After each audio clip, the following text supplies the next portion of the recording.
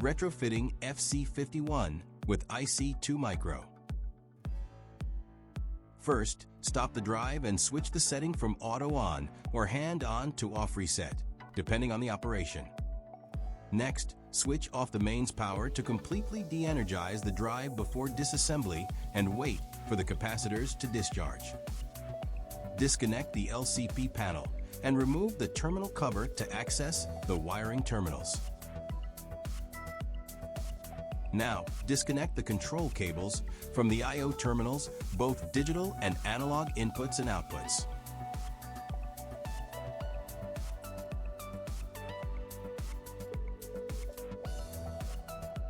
After that, disconnect the relay cables from the relay terminals.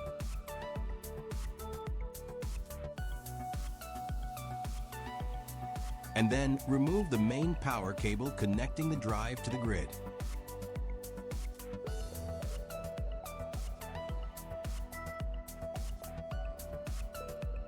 Followed by disconnecting the ground cable between the drive and the grid. Similar for the motor cables.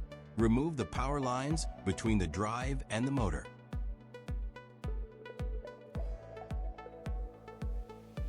Then disconnect the motor's grounding cables as well.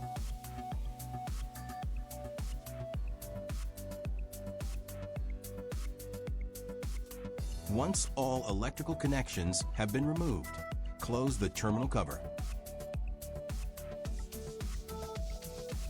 You can now proceed with the mechanical removal of the drive. After removing the old drive, mount the new iC2-Micro Drive on the wall. The overall dimensions and mounting holes are identical. Open the terminal cover.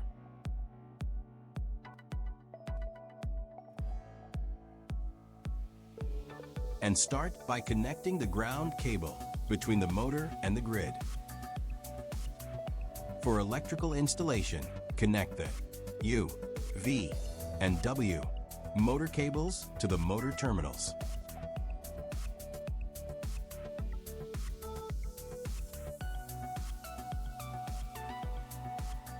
Then, connect the grid cable to the ground terminal.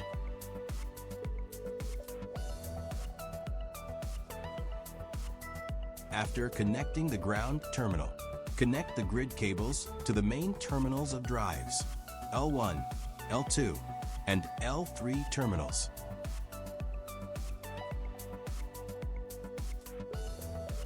Now, reconnect the relay control cables to terminals 1, 2, and 3.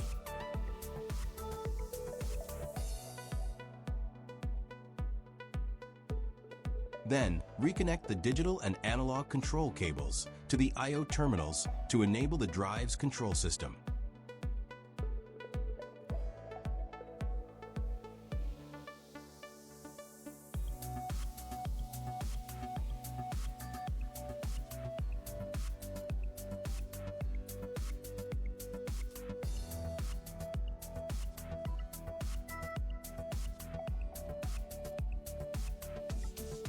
Once everything is securely connected, close the terminal cover and turn the power back on. The display should light up, confirming that the drive is powered on. Switch the mode from local to remote mode to start the drive. For better operation, you can also use the graphical LCP control panel. To install it, open the terminal cover. Release the sliding door, slide it out, and put the cover back. Connect an RJ45 cable to the port, and then connect to the control panel. Within the panel settings, go to Parameter 5.5 Control.